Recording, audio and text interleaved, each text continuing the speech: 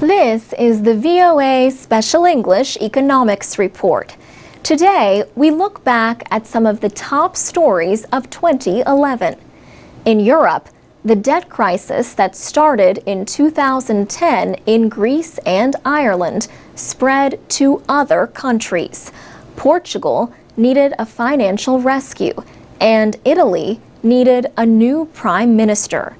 Silvio Berlusconi lost his job over Italy's debt problems. Former European Union official Mario Monti replaced him in November. Pressures on Europe's financial system called into question the future of the euro. European finance officials called for greater cooperation and new rules. World Bank President Robert Zoellick said Europe would have to find its own answers to its debt problems. Europe has to rescue Europe, okay? And it's very important. If there's any message when I'm asked, well, what can the US do? And what can China do? The best thing they can do is clean up their act at home, be a source of growth at home. Mr. Zoellick also said it was important for other big economies to deal with their own budget imbalances. The downgrade of America from AAA didn't affect the finances today, but it may be one of those events people look back on 10 years from now and say, did they get the warning? In August, a credit rating agency cut the United States credit rating from the highest level, AAA, to AA+.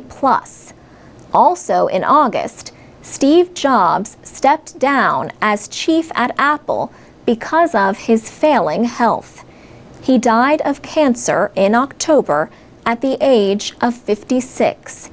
He brought the world the iPod, iPhone, and iPad, and helped make Apple into one of the world's most valuable companies. 2011 will be remembered as a year of protests. Revolutions for political freedom swept North Africa and the Middle East in the Arab Spring. But protests over budget cuts and jobs were heard around the world. In the United States, activists in hundreds of cities protested economic inequality and joblessness. Protesters were angry that banks got rescued with taxpayers' money during the financial crisis nearly 4 years ago. But many Americans continue to face hardship.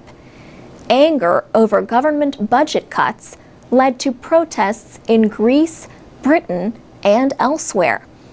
And in southeastern China, villagers in Wuhan rebelled against local officials they accused of illegally taking land. For VOA Special English, I'm Alex Villarreal.